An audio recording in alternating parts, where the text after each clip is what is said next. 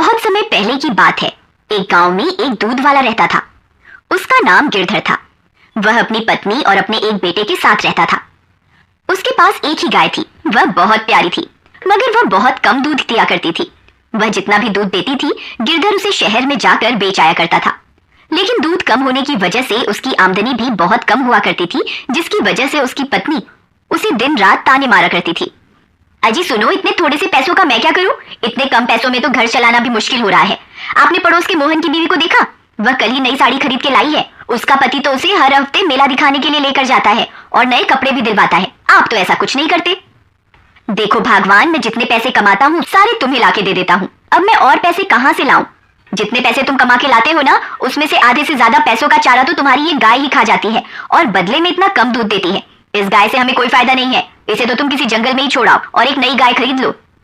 देखो भगवान, मेरे पास नई गाय खरीदने के पैसे नहीं हैं। हम जितना भी कमाते हैं उसमें 2 वक्त की रोटी मिल जाती है। मुझे ज्यादा कुछ नहीं चाहिए। अजी आपको नहीं चाहिए तो ना सही, लेकिन मुझे तो नए कपड़े खरीदने हैं और नए गहने भी लेने हैं। देखो भगवान, मुझे और परेशान मत करो। रात बहुत हो गई है और मुझे सोने जाना है। इतना बोलकर गिरधर वहां से चला जाता है। पत्नी सोचते हुए, कोई तो उपाय होगा जिससे हम ज्यादा मुनाफा कमा सके। हमारे पास नई गाय खरीदने के पैसे तो है नहीं। मुझे इसी गाय से ज्यादा मुनाफा कमाने की तरकीब खोजनी होगी। अगले दिन सुबह होने पर गिरधर रोज की तरह गाय का दूध निकालकर शहर में बेचने चला जाता है। उसकी पत्नी अपने बेटे को आवाज लगाती है, अरे बेटा मुन्नू, कहाँ है? जरा मेरी बात सुन।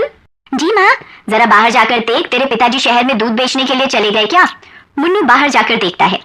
जी माँ, बाहर कोई नहीं है, पिताजी चले गए। यही सही मौका है। उसकी लालची पत्नी गाय के पास जाती है और बोलती है, क्यों रे राम प्यारी, तू दिन रात चारा खाती रहती है लेकिन ज्यादा दूध क्यों नहीं देती?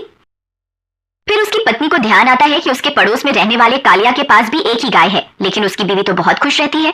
वह कैसे? वह सोच में पड़ जाती है। यही बात पता करने के लिए वह कालिया के घर जाती है। अरे भाई कालिया, जरा बात तो सुनो।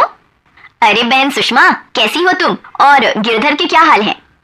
अरे हाल चाल तो मत ही पूछो, बहुत बुरे हाल हैं। हमारी गाय तो ज्यादा दूध ही नहीं देती। इतने कम दूध में कोई मुनाफा नहीं हो रहा। तुम्हारे पास भी तो एक ही गाय है, किंतु तुम्हारी गाय तो बहुत सारा दूध देती है। वह कैसे? बहन, एक राज की बात बताऊं, किसी से कहना नहीं। मैं शहर से एक इंजेक्शन लाया हूँ, जिसे अगर गाय को लगा दो तो बस 4 गुना ज्यादा दूध देती है। अरे दैया, ऐसा भी कोई इंजेक्शन होता है क्या? हाँ बहन, मैं तो अपनी गाय को वही इंजेक्शन देता हूँ, तभी तो मेरी गाय ज्यादा दूध देती है। अरे भैया, मुझे भी ऐसा इंजेक्शन दे दो ताकि मैं भी कुछ मुनाफा कमा सकूं। जरूर, क्यों नहीं, ये लो। लेकिन ध्यान रखना, गिरधर को पता ना चले। अगर उसे पता चल गया तो तुम्हारी और मेरी शामत आ जाएगी। हाँ हाँ, किसी को कुछ पता नहीं चलेगा। फिर उसकी पत्नी कालिया से इंजेक्शन लेकर अपने घर वापस आ जाती है और घर पहुंचते ही चुपके से अपनी गाय को इंजेक्शन लगा देती है। फिर अगले दिन रोज की तरह गिरधर अपनी गाय का दूध निकालता है। अरे ये क्या, आज तो पूरी बाल्टी भर गई, फिर भी दूध बंद ही नहीं हो रहा। लगता है भगवान ने मेरी लालची पत्नी की बात सुन ली। शायद अब हमारे अच्छे दिन आ जाए। अब शहर चलता हूँ और जो भी मुनाफा होगा उससे अपनी बीवी के लिए कुछ नए कपड़े खरीद लूंगा। शाम होने पर गिरधर अपनी बीवी के लिए कुछ नए कपड़े लेता है। उसकी बीवी नए कपड़े पाकर खुश हो जाती है। कुछ दिनों तक ऐसा ही चलता रहा। गिरधर की लालची पत्नी रोज अपनी गाय को इंजेक्शन लगा देती और गाय ज्यादा दूध देने लगती और गिरधर शहर जाकर दूध बेचता और जो भी मुनाफा होता वह सारा का सारा अपनी बीवी को दे देता। फिर एक दिन गिरधर की पत्नी रोज की तरह गाय को इंजेक्शन लगाने जाती है। गाय भी समझ चुकी थी कि ये लालची औरत उसे इंजेक्शन लगाने आ रही है। जैसे ही सुषमा उसे इंजेक्शन लगाती है, गाय छटपटाने लगती है। सुषमा, अरे आज क्या हो गया तुझे? इतना क्यों छटपटा रही है? एक जगह ठहर तो सही, रुक जा, इंजेक्शन तो लगाने दे। लेकिन गाय बहुत ज्यादा छटपटाती है और उसे इंजेक्शन नहीं लगाने देती। अरे बेटा मुन्नू, जरा मेरी बात तो सुन। जी माँ। मुन्नू बेटा, हमारी गाय की तबीयत थोड़ी खराब हो गई है, इसलिए मुझे इसे इंजेक्शन देना होगा। जरा तू इसे पकड़ के रख ताकि मैं इसे इंजेक्शन लगा सकूं। जी माँ, मैं अभी पकड़ता हूँ। फिर जैसे ही सुषमा उसे इंजेक्शन लगाने लगती थी, गाय फिर से छटपटाती है और इंजेक्शन गलती से मुन्नू के हाथ में लग जाता है।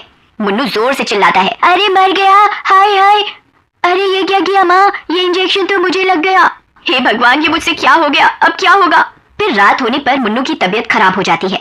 अरे बेटा मुन्नू, सुबह तक तो तुम ठीक थे, ये अचानक तुम्हें क्या हो गया? पिताजी, सुबह गाय की तबीयत खराब होने की वजह से माँ गाय को इंजेक्शन लगा रही थी और गलती से वह इंजेक्शन मुझे लग गया। लेकिन सुबह तो गाय की तबीयत ठीक थी। पत्नी डरते हुए, नहीं, आपके जाने के बाद उसकी तबीयत थोड़ी खराब हो गई थी, तो मैंने पड़ोस के कालिया से एक इंजेक्शन लेकर उसे लगाना चाहा था, तभी गलती से वह इंजेक्शन मुन्नू को लग गया। गिरधर समझ जाता है कि वह इंजेक्शन किस लिए था।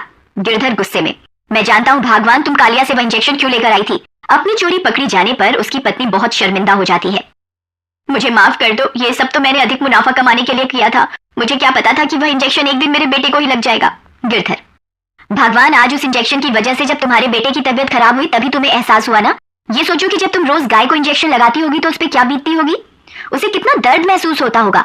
गाय तो बेजुबान है, इसलिए अपना हाल बता भी नहीं सकती, और हम लालची इंसान थोड़ा ज्यादा मुनाफा कमाने के चक्कर में इन बेजुबान जानवरों का फायदा उठाते हैं। अपने पति की बात सुनकर वह बहुत ज्यादा शर्मिंदा हो जाती है और अपने किए हुए की माफी मांगती है।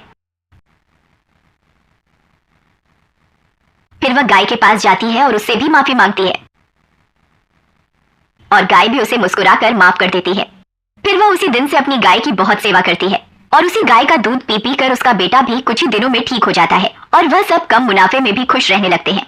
मॉरल, अगर इंसान ज्यादा मुनाफा कमाने के चक्कर में अक्सर इंसान ज्यादा मुनाफा कमाने के चक्कर में बेजुबान जानवरों का फायदा उठाते हैं, और बेचारे जानवर बेजुबान होने की वजह से कुछ बोल भी नहीं पाते, और हम इंसानों का जुल्म चुपचाप सहते रहते हैं। अक्सर आपने देखा होगा, सड़क पर गाय लावारिस हालत में घूमती रहती है और पॉलिथीन खाने की वजह से दम भी तोड़ देती है। हमें पॉलिथीन का इस्तेमाल भी कम से कम करना चाहिए, और अगर आपको कोई गाय पॉलिथीन खाते हुए दिखाई दे तो उसे रोकना चाहिए। क्या पता आपके इस कदम से किसी बेजुबान की जान बच जाए। अक्सर चुनौतियों से, संघर्षों से हम डरते हैं, लेकिन संघर्ष ही तो है जो हमें और अधिक मजबूत करते हैं और जिंदगी की कठिनाइयों से लड़ने की हिम्मत देते हैं और हमें सक्षम बनाते हैं, कुछ भी कर पाने के और कुछ भी कर गुजरने के।